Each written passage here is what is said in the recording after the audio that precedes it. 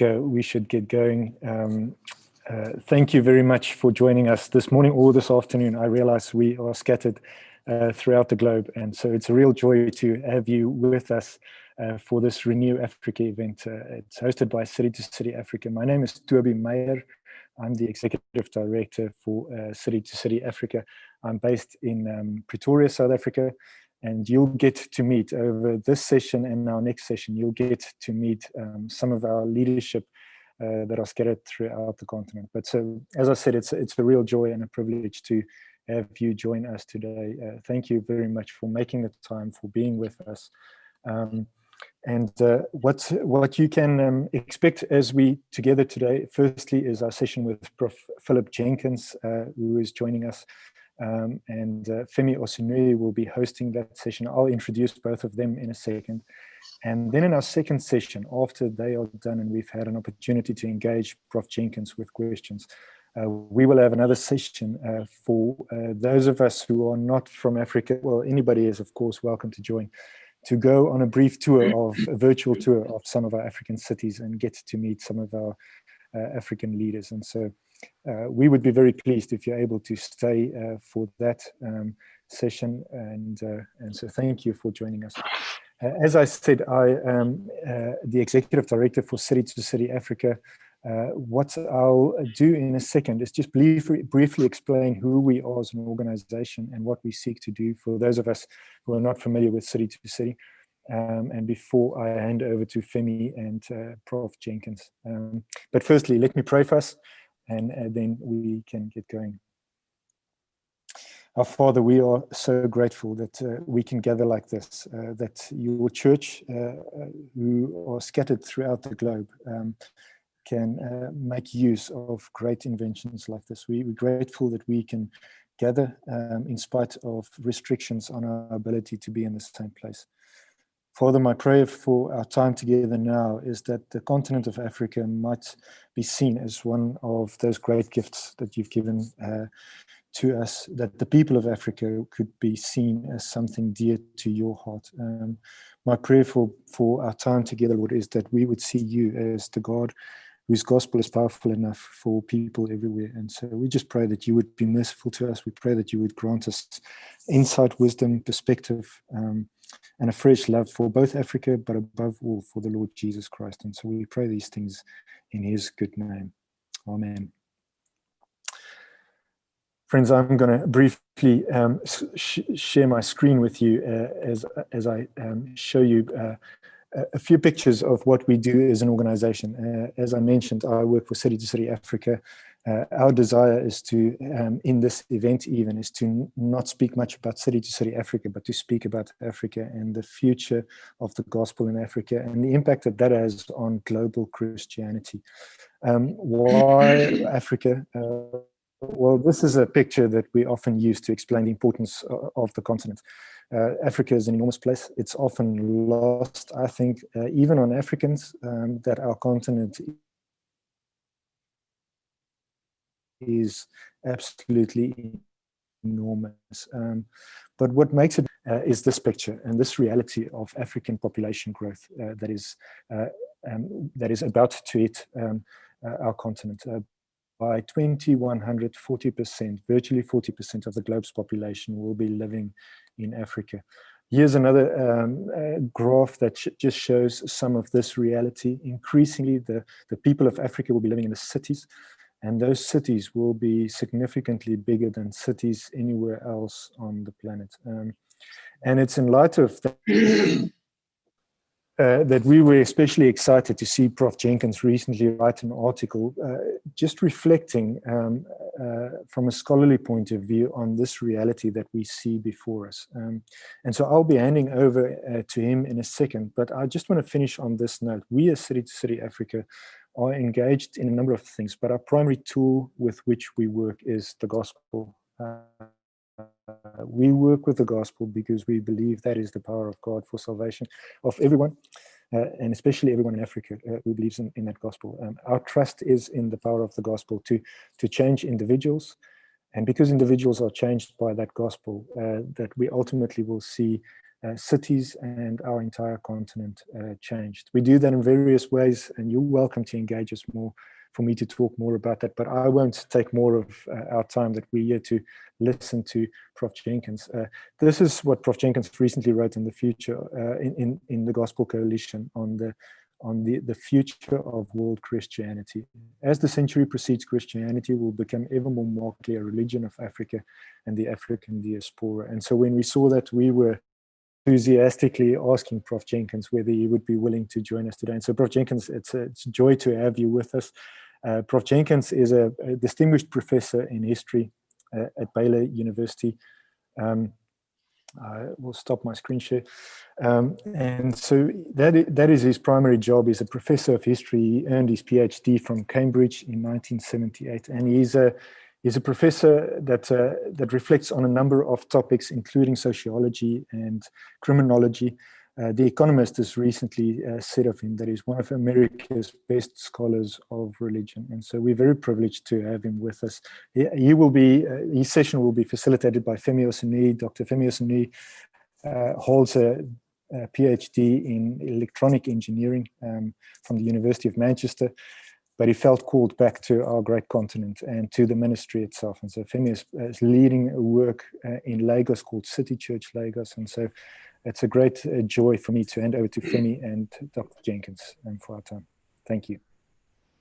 Well, thank you very much, Toby, and thanks for everyone joining us. There are a couple of friends I can see here that I've not seen in a while, but thanking the Africans that are here, but also friends of Africa. We're so happy to have you, and we're so happy to also have Professor Jenkins. I should say that he told Toby and I that we had to call him Philip. Now, he forgot that he was coming for an African meeting. It's been very hard, as you can tell. Toby couldn't keep up with that. I did ask him if I could call him Dr. Phil instead, and he politely said that has already been taken. But thank you so much for coming. I'm going to hand over to you, but I just want to say a few things on how best we can, use this session, which is Professor Jenkins is going to speak to us for a number of minutes. Thereafter, I'll interact with him with just a few questions based on some other prior reading or some of the things that he said here. However, we really do want you guys to be able to send in your questions. So you can send your questions in the chat box. Toby and some of the guys would sort through that, and we'll try to answer as many questions as possible. We would ask that when you do put your question, we'd love for you to just say where you're from, maybe what city and country in the world. Let me just quote from that same article that Toby spoke about in the Gospel Coalition, and then hand over to Professor Jenkins. You concluded by saying, in 2002, my book, The Next Christendom, explored Christianity's shift to the global south. I suggested that this move would become more pronounced as time progressed. Since the book was written, the main challenge has concerned the plunge in fertility rates in many nations across Latin America and East Asia, which certainly affects any detailed estimates of Christian numbers. But then you said that hasn't happened in Africa. So let me just hand over to you and for the next couple of minutes. Thank you. Thank you very much, Toby. Thank you very much, Femi. It's obviously a great honor to be here. My one concern is I know I'm speaking to people who are the experts often in their particular communities and regions. So please forgive me if I say things that are too obvious to be worth mentioning. I'm going to talk some about numbers. Numbers are not everything, but they are not nothing. And I just want to give you a couple of numbers to think about. Back in 1900, there were probably 10 million Christians in Africa. By 2000, that number had grown to 360 million, which is quantitatively the largest religious change that has ever occurred on the planet. Today, it's a little over 500 million, and by 2050, it will be around 1 billion Christians in Africa, by far the largest contingent. And please remember, something I'll be coming back to, that does not include the African diaspora around the world, which is going to be so critical. I come back to this idea that was mentioned of fertility rates. And let me explain that. There's a strong correlation between fertility rates and faith, fertility and faith. Low fertility societies like those in Scandinavia tend to be low religious institutions, low religious loyalties. High fertility is high faith, and increasingly that is coming to be a distinctively African correlation, which it is not in most of the rest of the world. We can talk a little about why that is the case, but it is increasingly so. So we're not just talking about a growth in raw numbers of Christians. We're talking about a more elaborate phenomenon whereby numbers are falling or at best remaining stable around the world, even in areas like Latin America and in Asia. What is changing is the relative numbers of believers in Africa. By the way, this is also a story for Muslims. The proportion of the world's Muslims in Africa will also grow steadily, but here I will focus on Christians. So increasingly, when you tell the Christian story, it is a story that concerns Africa. Now, this has many dilemmas, many opportunities for people in the West. Indulge me, let me just talk about that a moment.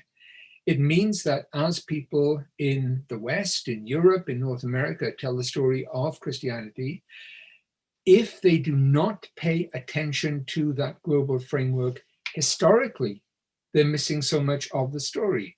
I sometimes have said that if you look at the whole history of Christianity from apostolic times, Christianity is a religion that was born in Africa and in Asia, and in our lifetimes has decided to return to its home. And we must not forget that story, especially as it affects countries like Ethiopia and Egypt. But increasingly, as I say, we're dealing with the story today of Black Africa. As those Christian numbers grow in Africa, that is going to be an issue and an opportunity for all the world's denominations. The Roman Catholic Church, for instance, by far, the fastest growing section of that is African. Round about 2027, 2028, the number of Catholics in Africa will exceed that in Europe.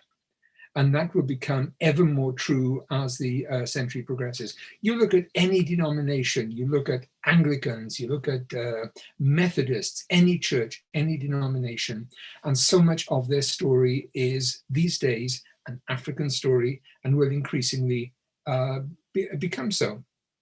Now, if we were just talking about a different ethnic background, a different geographical background, then that would be important in its own right. But we're looking at so much more because we're looking at different cultures. We're looking at different ideas, theologies, ways of reading the Bible.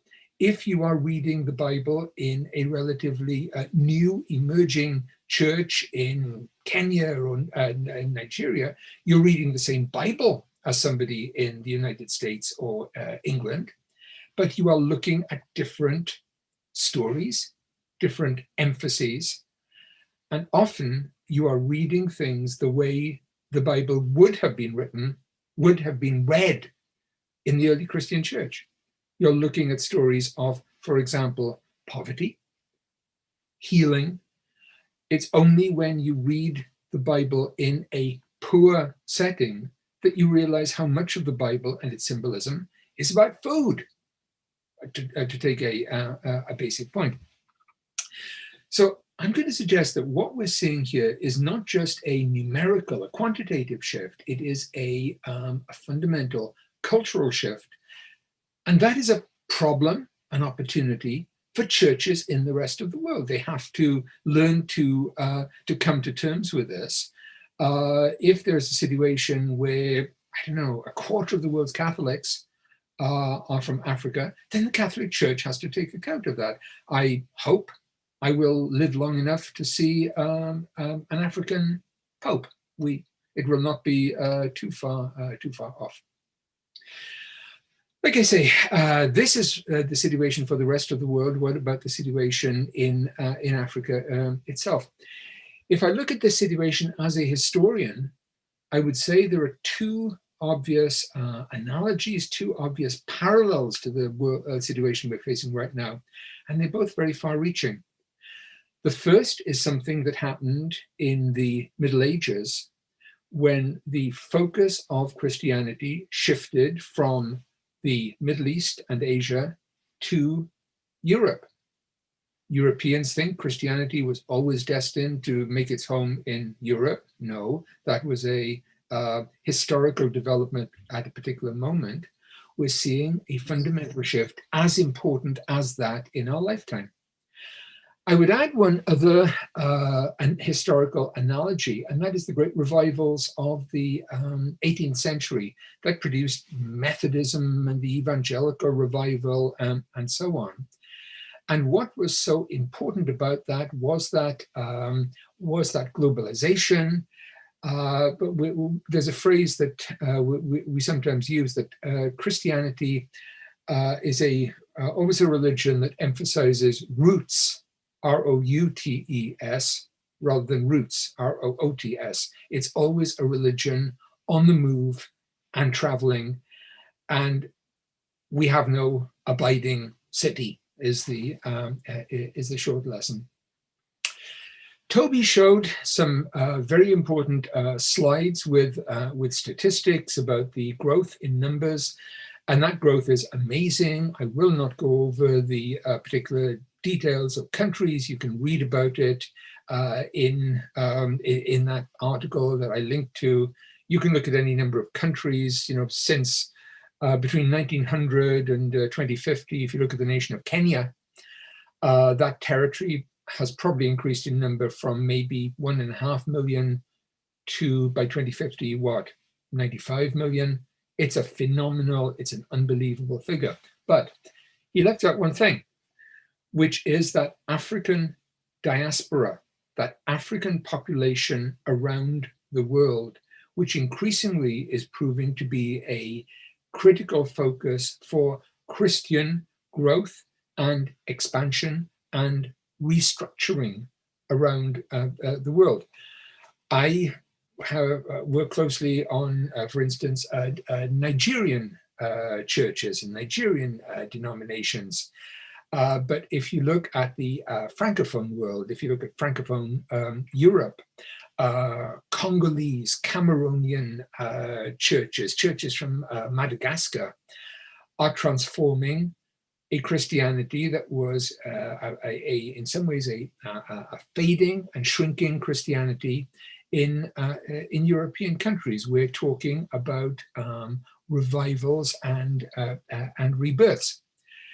As we look at the role of African churches, it makes no sense unless we look at it on that global scale. As I sometimes tell American audiences when I speak about these topics, you may not wish to travel to Africa to see these remarkable developments, but don't worry, the African churches are traveling to you. In the United States, for example, I can point to any number of cities where you have this kind of growth. And what I would say, it will have a different impact in different countries. In the United States, where Christianity remains very strong, that will add a new kind of leaven, a new kind of stratum to an existing Christianity.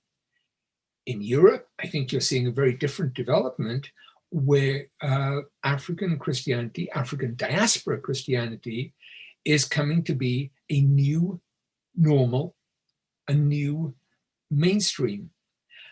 That is already in evidence right now, but project that film forward 30 and 40 years, and we're seeing a shift as historic, as fundamental, as the shift of Christianity to Europe in the Middle Ages, we are seeing the birth of a new normal. In Great Britain, for example, three of the largest megachurches, the three largest megachurches, are all pastored by Africans. In France, in Belgium, they're pastored by usually by Congolese. If you go outside evangelical boundaries, if you look at the Catholic Church, then increasingly it's very hard to find Europeans to serve as priests. There is no problem at all about finding Africans who will serve as priests. In fact, it's been said that many European Catholic churches increasingly look as if they are missionary churches with old stock Europeans being pastored by Black Africans. It's a different world, and can I suggest it's a very exciting world. Toby suggested a number of questions I might like to address, and I'll just touch on these briefly, and we can talk about them some more in questions. One is about the role of African churches in this new and emerging world. I've mentioned one, which is that of the global, the diaspora perspective. He also asked one question, which is about the deficiencies, the weakness in African churches. And I point to a paradox. If you look at those weaknesses, they are also the strengths, and vice versa. Let me explain what I mean there. So, for example, many African countries tend to have extremely weak states compared to a global north norm. That is a weakness, that is a deficiency, that is reflected in economic weakness and issues of law and order. It's also a strength in one way, because it means that churches have the opportunity for a degree of outreach, a role in economic development and shaping structures, which is absolutely impossible in the global north. If we are dealing with societies which are very poor, which we very often are, the capacity for the churches to work and fulfill their mission is astonishing. Let me cite one other one. I talk a lot about demography, about different kind of social demographic patterns in Africa and Europe. There is a table you might find very easily, which ranks the world's countries by their median age, old countries and young countries. It's a very consistent table. At the top of the table, the world's oldest countries, virtually all are European, with a couple of East Asian outliers. The median age, for instance, of the European Union is around 43. Germany, the median age is 47. You might not be surprised to know that at the exact opposite end of the table, the world's youngest countries, the world's 50 or so youngest countries, are virtually all African, from an extreme of around 15 or 16 in countries like Niger or Uganda. Why is that important for religion? Well, generally, younger societies, high fertility societies, tend to be very religious, very open to accepting religious claims, to framing situations in religious terms, and they are open to religious leadership, whereas the old societies are much more secular. Now, one obvious point you might be making here is that those divisions are not absolute. Countries like Germany and the European Union survive economically by taking ever larger number of migrants, and as time goes by, that is going to mean ever more Africans, both Muslims and Christians, but that expands the Christian population very substantially of Europe. The weakness, a very young country tends to be a politically unstable country. The virtue is that it is a country that is open for religious claims, religious enterprise, religious evangelism. You may remember the film from some years ago, That Is No Country for Old Men. Well, that is certainly the story in much of Africa, and you actually could write a very good book about African religion under that title. So one of the virtues of those situations in Africa, those weaknesses, is the amount of opportunity that gives to the churches to attempt to put their mark on social, economic structures, to bring Christian values, Christian norms into that larger society. You also asked me one question which I've been thinking about so much, which is about the priority of churches in the situation as we find it in Africa today. And if I had an infinite amount of money, and if I was able to distribute it in African churches, which I absolutely do not, what would I do? One thing I would do, I would follow the rule that so often appears in discussions of development, which is if you invest in the well-being and education of women and girls, particularly in the context of churches, that has such a knock-on effect through the whole of society. That, by the way, is clearly, at least for the next decade or so, is going to be a great issue within Christianity worldwide, north and south. We're dealing with these stereotypes in the global north of how repressive and socially reactionary churches in Africa are. So much of it is a very inaccurate stereotype. But much of the progress that churches will be leading in coming decades will be about education and about the role of women. If I had this great amount of money to distribute, so much of it would be in practical and, you might say, secular terms, except it would be in what churches have done so much in the West and throughout history, which is promoting the well-being of whole communities and bring those larger Christian values into communities to benefit all Christians, non-Christians alike. I sometimes say the future of the world is written in water. And water, of course, will be one of the great battlefronts of the world as it emerges in coming decades with climate change, with issues of clean water.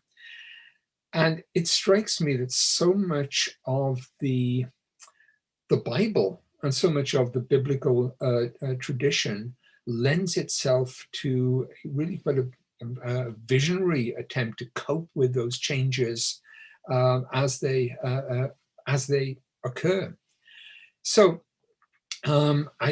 obviously I am not just speaking in terms of the churches or some kind of large-scale development agency, but those are some of the issues. But I keep coming back to this issue of what the churches do through education and the social role of women in lay leadership. And I suppose that, as I look historically, is where the churches can do so much.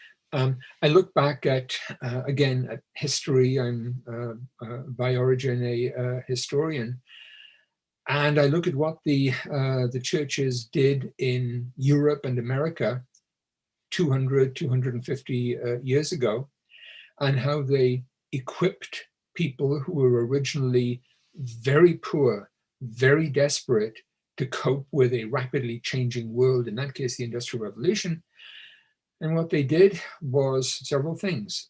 Education, equipping people to deal with those new standards, bringing women forward, and also equipping people to move into different kinds of political and social leadership.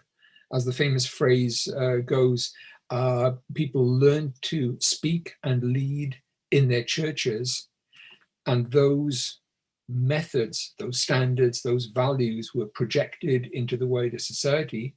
People acquired tongues of fire and brought them into that larger world. So if I suppose if I look at the prospects for African churches, what strikes me is that the opportunities are close to limitless to do so many things which in Europe and North America have been thoroughly taken over by secular institutions, and often secular institutions that are not just non-religious, but really hostile to religion. There is so much opportunity to avoid the characteristic mistakes that befell Europe and North America.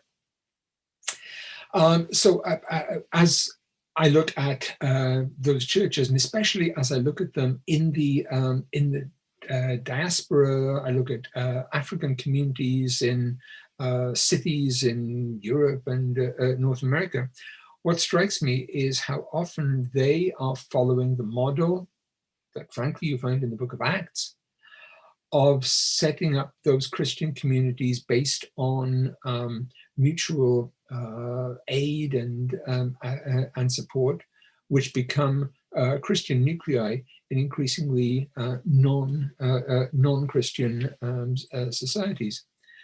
You must excuse me if much of what I say here sounds optimistic in the face of what are very often tough or difficult conditions, but there is so much that can be done. So let me kind of pull some of these ideas together. I was asked to talk about the priorities, and also to talk about the difficulties and the deficiencies.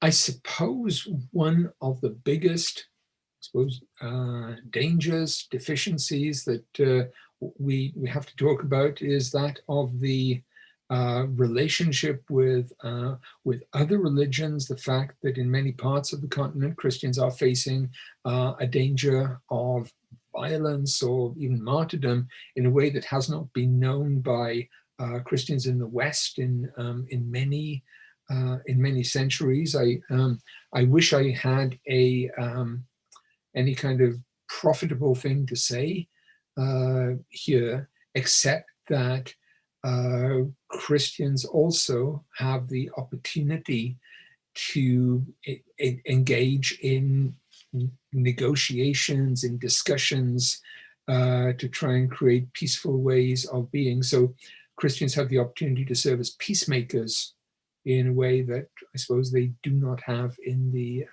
West. I dearly wish I could project what this more Africanized Christian world would look like in 50 or 60 years. As I always say, I am a professor, not a prophet. But if I can leave you with one real thought here, the numbers aren't everything, but they are so critical. Africa is, at least for the foreseeable future, the future of the Christian world. This is not so much a problem for Christians, it is an issue for the rest of the world. How do we cope with that? How does the rest of the Christian world deal with a world where the numbers are in Africa, but so much of the money and the soft power is in London or Paris or New York? How does the Christian world achieve some kind of equitable sharing of those resources? I can tell you what not to do, which is for the West to succumb to the very well-intentioned idea of taking Christian leaders out of Africa so that they can be helped and benefited and educated in the West and stay there. The one thing that should not happen is that the West should not be in the business of removing or drawing on those Christian leaders. Some people have asked the fundamental question: so what can the West do? I've suggested a couple of things that maybe reflect my ignorance as much as my knowledge. I will just end with I suppose a story, which I always find, I suppose, very interesting and maybe inspiring.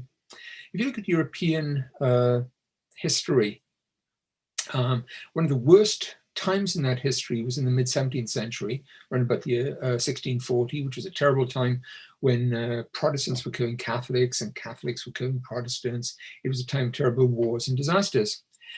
And at that time, there was a great Catholic saint by the name of Vincent de Paul. And Vincent de Paul made a remark which I would cite to you as an authentic example of prophecy. And what he said was this in 1640. Jesus said his church would last till the end of time. He never mentioned the word Europe. The church of the future, he said, will be the church of South America, of China, of Japan, and of Africa. Well, we might argue with Japan, but otherwise I suggest to you that is an example of an empirically verifiable prophecy. We are, for better or worse, living in one of the most exciting and dramatic times in Christian history. I'm sometimes asked, oh, you're not saying this is comparable to the Reformation. I'm saying, well, no, in some ways, it's more important in terms of the cultural transformation we're talking about. And you, ladies and gentlemen, have the great privilege of being able to shape this. And if I can provide a couple of pointers there, if only for things you will disagree with in your discussions, then that is fine. And I will pull my discussion to an end there and say thank you very much. Thank you very much. This is the point where we normally would applaud, but we're not. That's going to be a ruckus here on Zoom. But yeah, some people are showing with their hands. Thank you very much. That was really fascinating, Professor Jenkins, and we're already getting a number of questions. There are a few things I would like to, I mean, you teased out some of them already, but I found, not just reading the article, but anytime I read stuff you've written, it almost is as though you grew up down, the area that I grew, but you're just more articulate in putting them together. And so there are a number of interesting things I'd like to bring up. There's an upcoming book I don't think is out, and you had the privilege of being able to read ahead about the Great and Holy War. That's what you called it, the Great and Holy War. And it's really exploring the religious aspects or the impact that the war had, that's the First World War had all around the world. So there's a fascinating chapter there called, I think it was the African Prophets or something like that. And so, in fact, just thinking about with the COVID issue now, this was, you also aligned the war with the 1918 pandemic and how that actually affected Africa. I think you said something like 2.5 million people were wiped out in the continent. Now, but one of the things that you pointed out there was not too long before then, a couple of decades before that, you had all the church missionary societies and the coming from particularly Europe. But at some point, you had these indigenous leaders actually being raised. Yeah. And because of issues of colonialism and things like that, they started to have their movements. But, and this is the crucial thing I want you to talk about, because I want to relate to how we think about things now, is that actually those guys proved to be more successful than the European churches.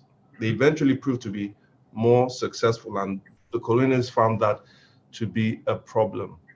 Yep. So when we think now, even as I think now, of course, not with the people that are on this call, but quite a lot of times I have found in discussion with a lot of people in the West, when you want to talk about Christianity in many ways, it always has to be framed, especially here, it has to be framed in a way that the West understand. And so you have to put square pegs in round holes. And quite often you can't really be as African as you want to be. And so when you think about the issues of engagement between the West, who have the soft power and the funds, and then the indigenous leaders here, what are some of your thoughts on how that needs to happen, or how that needs to be restructured? Okay. And you also have come up with an excellent title for a book on that global Christianity issue, which is Square Pegs and Round Holes, which is how Africa and the West interact in that way. You know, where I see that most strongly, and this is a theme I come back to again and again, through most of Christian history all around the world, an absolutely central part of the Christian message is healing. Healing in body and mind and spirit and society. And it is within the last 150 years or so that Western Christianity has conceded so much of that to secular forces, not just in terms of secular medicine of the body, but of the spirit, which has been passed over to secular psychologists and therapists. That particularly, I think, has just been one of the great, I would say, blunders of the Christian past. Whenever I deal with Americans looking at African churches or vice versa, that healing issue is so much the key divide. That's what the Western churches could not come to terms with in the great 1918 pandemic. And it was in that situation that so many healing churches, like the Aladura churches in Nigeria, came to existence and flourished. I needn't tell this audience that, but that is such a key story. I am very interested in what the impact of the present pandemic will be. And I actually think that the impact in the West will be very substantial in driving secularism, because it is driving so many people, it is separating people from churches and church communities. I'm not sure how many will be coming back. I am worried that the 2020s are going to be a very dramatic age of secularization, and the pandemic just adds a kind of rocket sled force to that transition. So the division between conditions in African churches and in American churches are just going to be so that there's a great gulf set between you and I, as the phrase goes. But yeah, I'm always interested, and sometimes, pardon me saying this, amused when I see these cross-cultural conversations. When, for instance, African churches try to deal with their congregations who have a very serious belief in ancestors and the power of ancestors, or they try to discuss topics like witchcraft, which are topics which, for many ordinary people, are so critical. Very, very difficult to explain to educated Americans that these issues not necessarily should be believed, but should be taken seriously. But those are some of the key ones that strike me. But the one I come back to again and again is healing. I sometimes talk to Americans who say, oh, I'm very excited by what's happening in Africa. What, you know, how can I get involved? And the first thing I say is, well, if you're not prepared to take healing very seriously, as what churches do, forget it. Yeah, okay. I'll choose one more question and then I'll go to some questions here. Sure. and on this issue. I think it's on this healing thing, not just the healing, but towards the end of the chapter in that book, you say something like this. Over time, virtually all the surging churches have become thoroughly African. And by the surging churches, you're talking about churches that were in Africa, probably some of them that were European and all of that. And so he said they too have followed the original independence in trying to explore the cultural implications of that fact. Methodists, Presbyterians, and Anglicans must struggle to come to terms with the realities of African spirituality, facing exactly the questions that the independents raised a century ago. And then what you then go ahead to say is, for all these mainstream churches, the African focus on charismatic gifts means a reevaluation of ideas of the spirit, that neglected subfield of theology that bears the daunting title of pneumatology. Yep. It strikes me, as careful a historian that you are, that never wants to get into theology itself, that when you're talking about even the reflection of what it means to be African, it's inevitable to think about it in some ways theologically as well. They're usually, I think, framed in the West is, well, and particularly around evangelical churches, would be, well, we can disagree on baptism, that's fine. We can disagree on church government, that's fine. And there are a number of things. But the issue of spiritual gifts don't really come into that. But when you come to Africa, as you said, it's almost like we're not, and I find this as someone who stayed in the West for a while, came back, it's almost like, what are you talking about? Is that even up for discussion? And so both talking to some of the Africans that have been trained in the West, but also as you think about people, like some people on this call, as they think about evaluating or talking about how they get involved with African churches, how much would you push that as a priority? I think the question answers itself. It has to be absolutely front and center. And I think if there is a problem here, it's nothing to do with what Africans would do. It's a problem for Western theological education.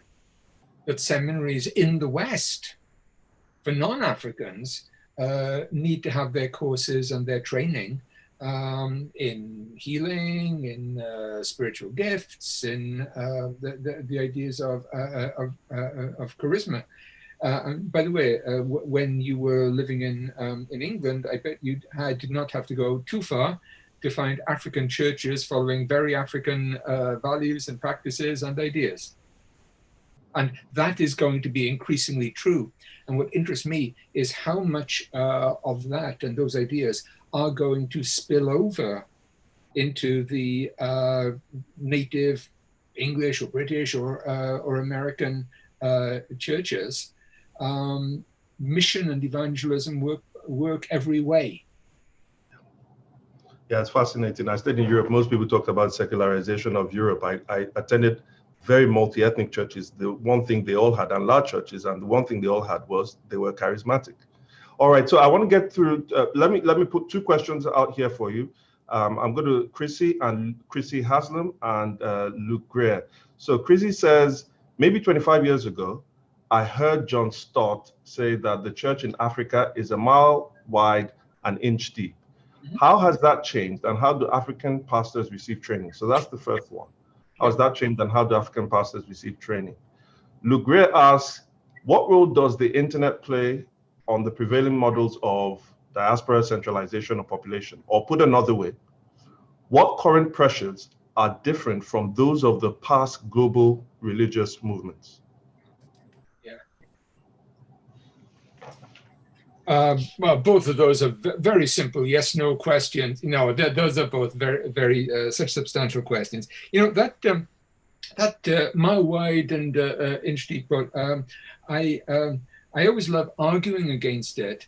And an example I always choose is when I look at the history of a country like Uganda, for example, where Christianity was really very new in the 1870s. And yet by the 1880s, a large number of Ugandans were, Ugandan Christians were willing to pay for their lives for the faith. So it suggests that the faith was very rapidly a lot more than an inch deep. In other words, that the commitment is actually very strong, and I can give many examples like that. At the same time, you know, I'm certainly aware of the crying demand for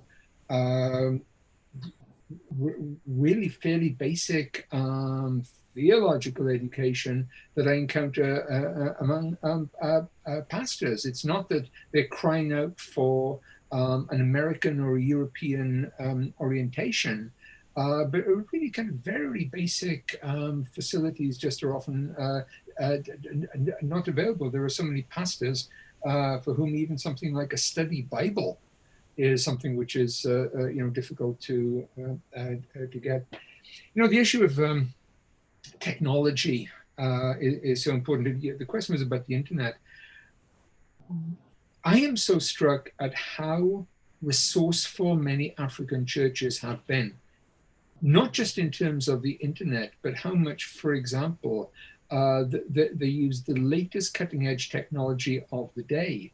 And you could write a wonderful book about the use of DVDs as evangelistic tools, above all in Nigeria, but that great Nigerian Christian DVD industry, how those then get retitled into French and circulated through French Africa, DVDs, cable. I mean, there are European-based African churches which might operate in 4 or 5 European countries and 30 African countries through satellite television, and they have really transcontinental churches through that. The internet offers so much in every different way. In terms of Africa, it offers an economic revolution. The cell phone is one of the great revolutionary tools in allowing people to, for instance, look at market prices, to assess money issues, political issues so much, and in terms of religion.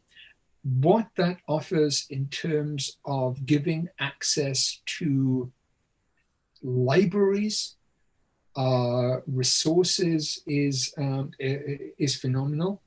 What it allows people to do in terms of conversations between churches in different regions, we're only beginning to see that.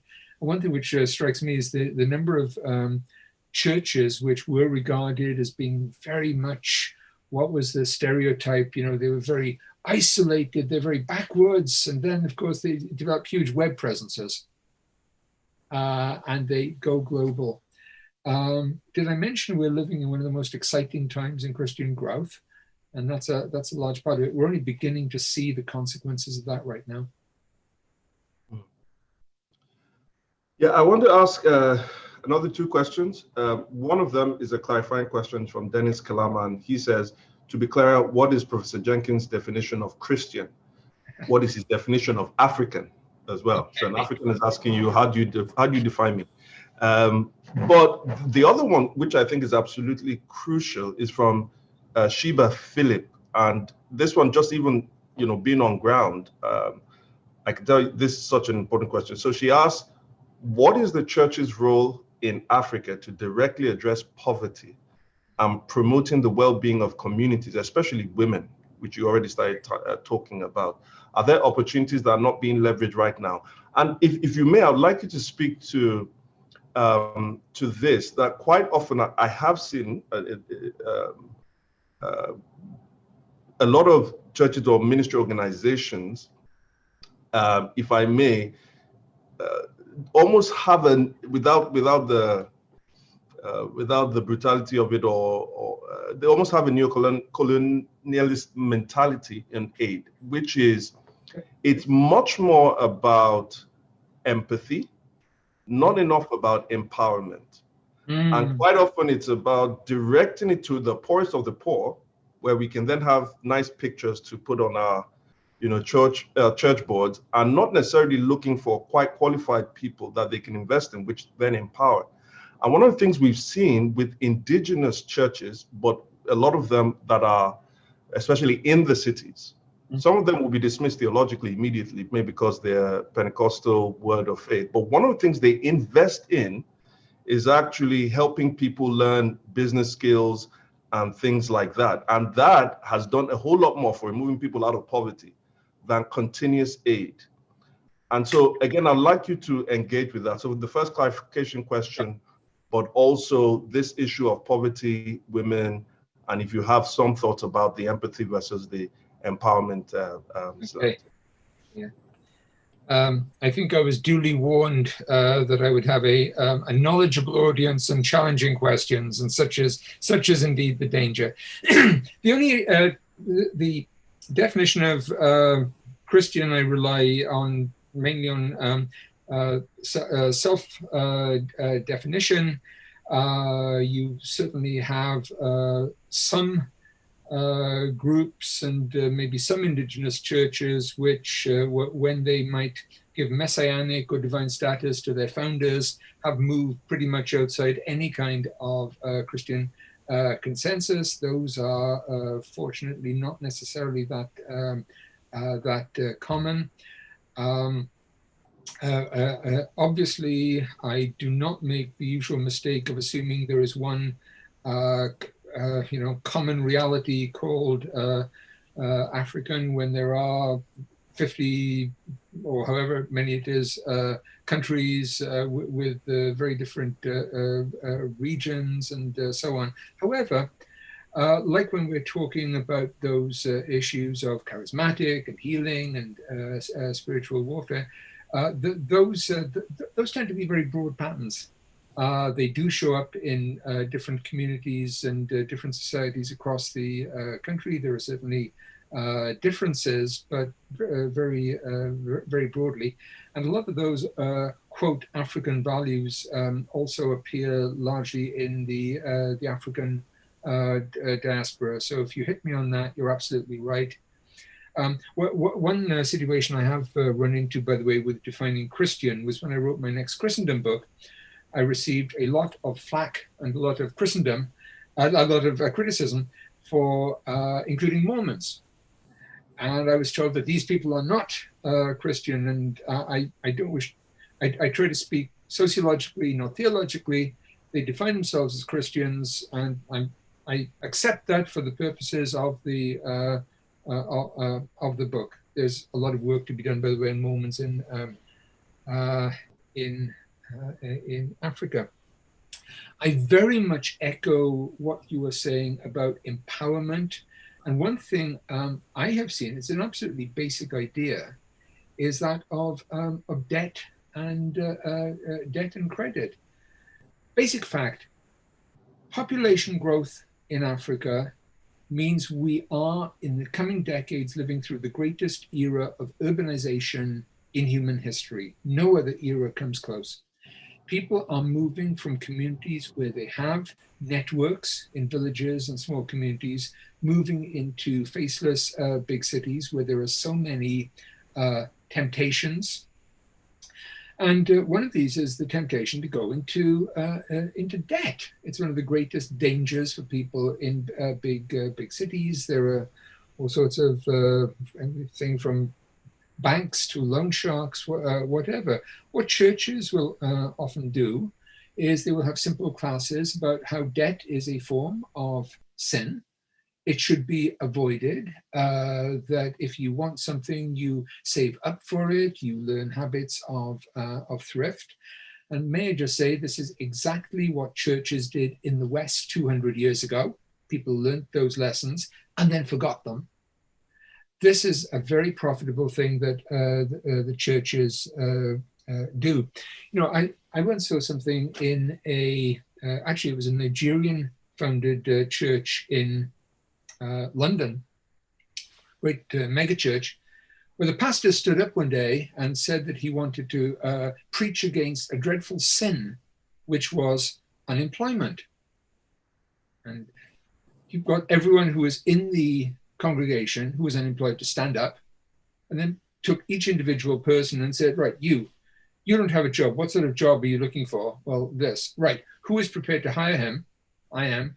By the end of the day, no one was unemployed. And that's sort, you know, it's one story. But one thing we learned from the story of evangelical churches, Methodist churches during the Industrial Revolution, was they taught that kind of self-empowerment, community empowerment, the building of community institutions which grow up in churches. And if you want to know where so much of British or American economic growth came from, it came out of churches and those grassroots community structures. In some ways, I always recommend people in America to read about Africa. Maybe I should recommend that people in Africa should go off and read all of these books about the Methodist churches in Britain 200 years ago. So many of the stories are the same, and so many of the solutions are things that we can learn from today.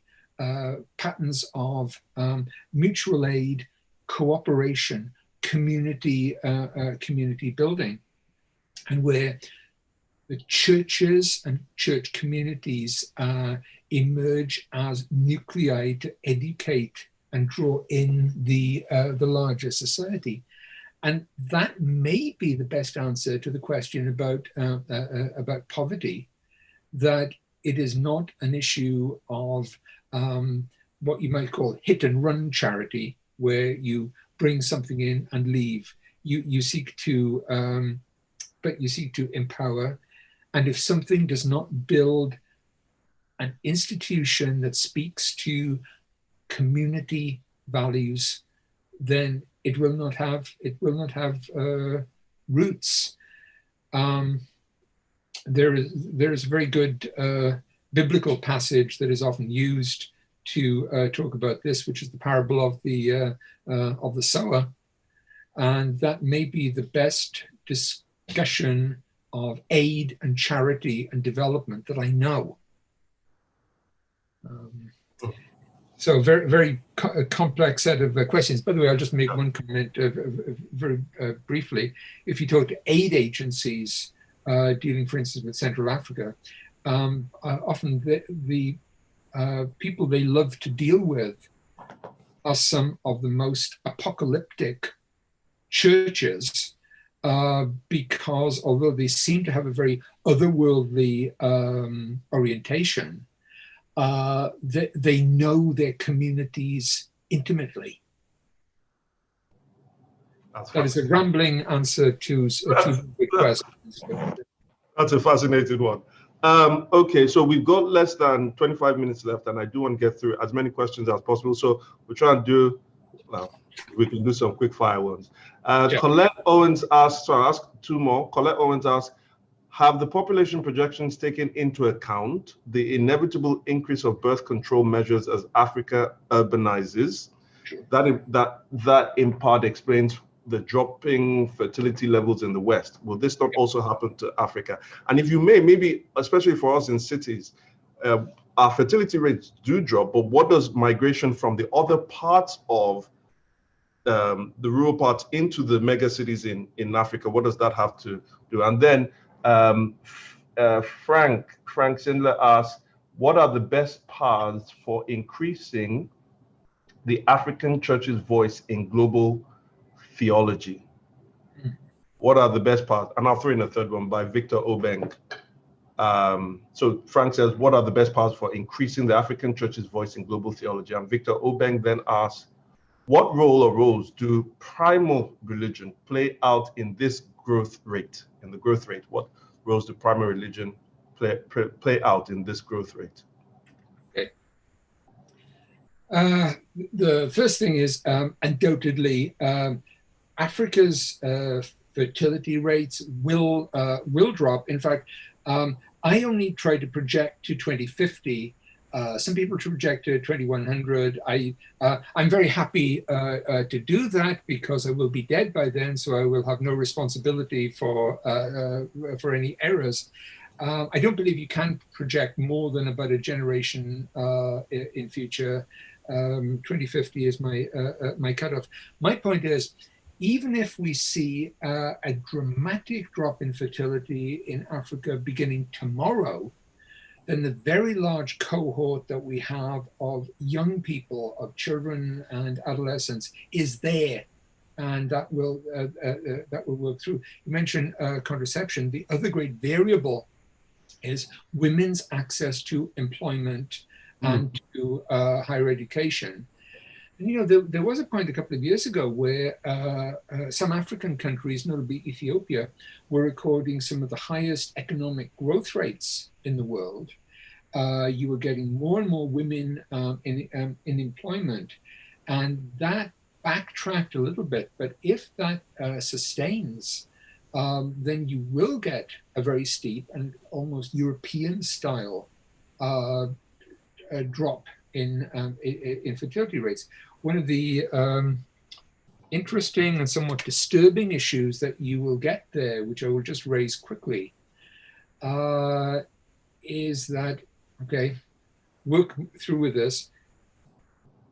Christians in many countries tend to be better educated than Muslims.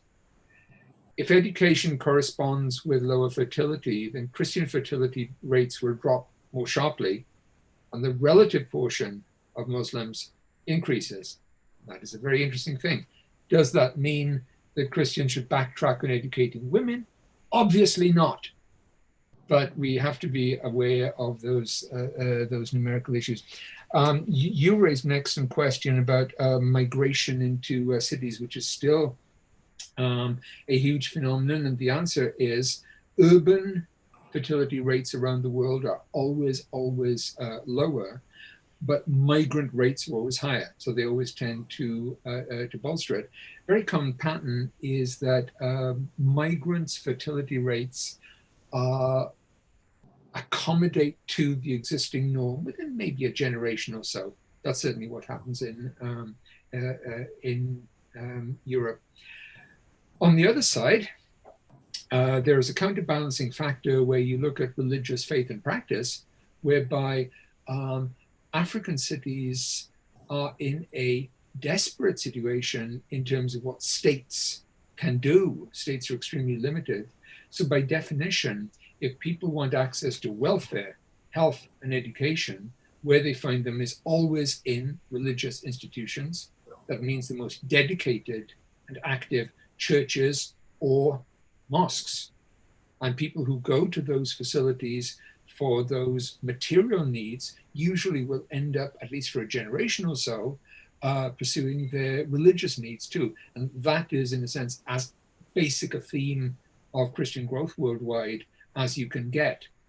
Did I mention again, this is like the West 200 years ago. You all need to be experts on Methodism in England in 1820. You know, that question about global theology faces one major obstacle, which is how do you get those ideas out there? And that means publishing. In the West, publishing, and particularly religious publishing, are in such an age of crisis. And you have wonderful publishers, very well-intentioned publishers, like, you know, Orbis for many years would publish all these books, and so many Africans especially find a voice there. But the number of copies they would sell was so small, and they were so hard to get. I would almost raise the issue of how do you affect theology? Do you do it by books and presentations and intellectual development, or do you do it by what happens on the ground, whereby people say, oh, there's this great church which is doing this in Lagos or Accra, let's go see. I would suggest that in the Roman Catholic Church, Mother Teresa in Calcutta taught more theology than 1,000 works of Catholic apologetics. In other words, that theology is teaching by examples. Primal religions. Always distrust somebody who begins a sentence with the most important thing, but I'm going to do it anyway. The most important thing that happened in African culture in the 20th century was the drift away from primal religions to one of the two great monotheistic religions. Approximately 50% of the population of Africa moved from primal religions, 40% to Christianity, 10% to Islam. That is continuing. The debate, the conversation between African Christianity and those primal religions continues and will continue. Where that becomes most sensitive and will continue to be, and I have to bring the subject up because it is a practical issue for so many congregations, is in terms of issues like witchcraft. How few people 50 years ago thought that witchcraft would be such an issue for many African cities, for churches to confront and deal with witchcraft and witch fears. It's still there. I hope I'm answering the questions as best I can. I think those two questions, I do like the way there's something tying them together, and I don't know if even this comment you want to engage with it, because I find when you think about the West post-Enlightenment and all of these things, the West became a literary society, writing ahead of Africa. And we have traditionally always been oral. We're trying to catch up. And so a lot of our wisdom, whether it's in our folk religion, wasn't actually written down. And so the average African psyche is not thinking logically, analytically, literally in that sense. And so even with the theologies that have had success, they're usually as people have done it on the ground. And so part of the challenge I think that has happened sometimes in the West in seeing these people is, if you take an exorcist, for instance, and then say, why don't you write a systematic work on how you perform exorcisms? When he's actually forced into doing that, because he hasn't gotten the kind of training that some of the guys have got in the West hermeneutically, he then ends up writing some bizarre things. And so someone who is actually more literally trained then looks at that and then says, well, because of that, you must be dismissed as a false prophet. Okay. And so many times you do find that a lot of African guys, some of the big proponents of the theology, or the big pastors, they actually don't write systematic theological works because that's just not how they're trained. You almost have to listen to them over and over and over again to be able to kind of put a framework of what they believe. And I think this does affect publishing in terms of how that's viewed in the West. When they do write books here, and they usually just be transcriptions of their messages, 50 pages, and they sell thousands and thousands of those books, and many of them have increased their influence in that way. Maybe I should ask, this is coming from City Africa. Now that Africa has this potential, what pitfalls should we try to avoid in order to maximize on this opportunity for gospel transformation? So what are the dangers if these are the potentials? And then Samuel Gakpito says, thanks very much, Professor Jenkins, for the insightful, and in your view, how could the church in the West be encouraged to invest in African theological seminaries to enhance the capacity development of African pastors and church leaders who are to lead the nurturing of increasing Christians on the continent and Christian leaders? Pitfalls to avoid, and maybe if you want to cite some examples of, Christianity in its dominance in some part of the world in history, that would be helpful. And then how can they be encouraged to aid African theological development? Okay. Just taking up briefly the great point you made about kind of oral versus literate. There's one great advantage to the African approach there, which is if you understand that, it opens so much of the Bible to you in a way that is not accessible to somebody from a literate society, because you understand storytelling traditions, you understand wisdom traditions, you understand proverbs, and you have access to many of these genres and approaches that are not available to somebody from a more traditionally literate culture.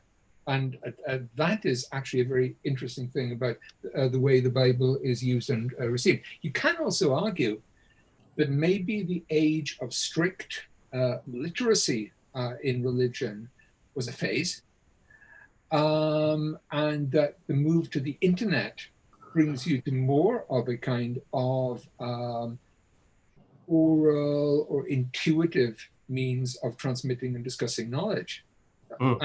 I throw that open. Oh boy, let me see, pitfalls. There's a wonderful phrase from, which I'm quoting from memory, from T.S. Eliot, which is, what is it? This is the worst thing, the highest treason, to do the right thing for the wrong reason. And I think the pitfalls in some ways are so obvious. One is clearly the temptations of power. In the West, it is the alliance with power of being seduced, of churches being seduced into an alliance with power that discredits them. In Africa, it's a very different one. It is of becoming power in an age of such weak states. I think in the West, for example, in the United States, one factor driving the rise of people with the nuns, that is, the people with no religion, is a widespread disgust of the alliance between particularly evangelical churches with politics over the past 40 years or so. That is clearly one. The other one is where to draw the line with secular culture. On the one hand, one may say, well, we want to speak the language of secular culture, we want to come to terms with it. But the danger then is that churches are presenting messages which people can find anywhere in the secular media or secular culture. What do they need churches for?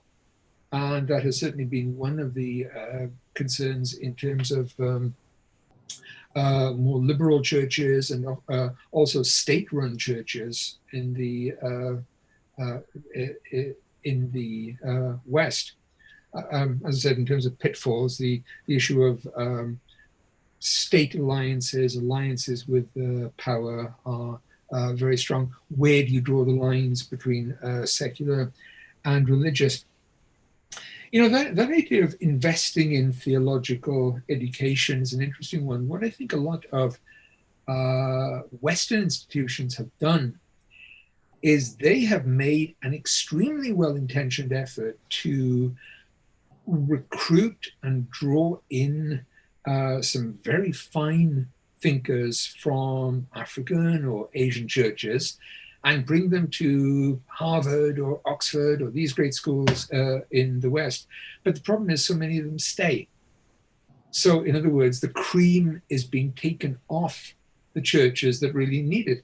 You know, it's a great dilemma. There are many Western Roman Catholic churches that take Catholic priests from lands like Nigeria and bring them to the United States or to Europe. Africa is much worse served already than Europe or North America. So shouldn't it be the other way? Shouldn't they be taking priests from America and Britain and sending them to Nigeria or Kenya? And even to say that is almost a joke. I'm afraid one of the great rules is power matters and money talks. You know, the idea of investing in theological education on the African continent, I think that's one that maybe universities and churches in the West could be told they understand the idea of building an institution, preferably with a good name on it of some great donor. One problem with universities is, again, I come back to 2020. I come back to the coronavirus. American universities, European universities are facing very, very difficult financial times right now. I think we're going to be living through the effects of this for some years. If there is a tomorrow, if there is a time when the money flows again, then with any luck, they can be induced to do this, but please, by investing on the continent, not by taking the best and brightest off the continent. Thank you. All right, so we've got time for probably just one more question. So I really do want to apologize if I couldn't get through all your questions, but there's a request. So this is not a question, there's a request from West Kent Bailey's request. I thought, yeah, Professor Jenkins, you mentioned studies in the areas of development around importance of investing in the welfare of women for long-term societal benefit. Could you please pass on the links to those studies? And I'm sure if you pass that on to Toby or myself, we'll be able to get over to Kent. But final question from Frank. Also, how can we help the church outside of Africa engage with the African church on African terms instead of their own?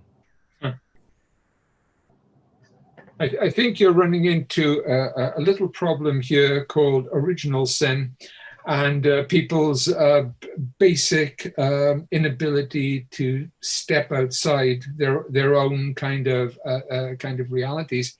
I think the good intentions are there.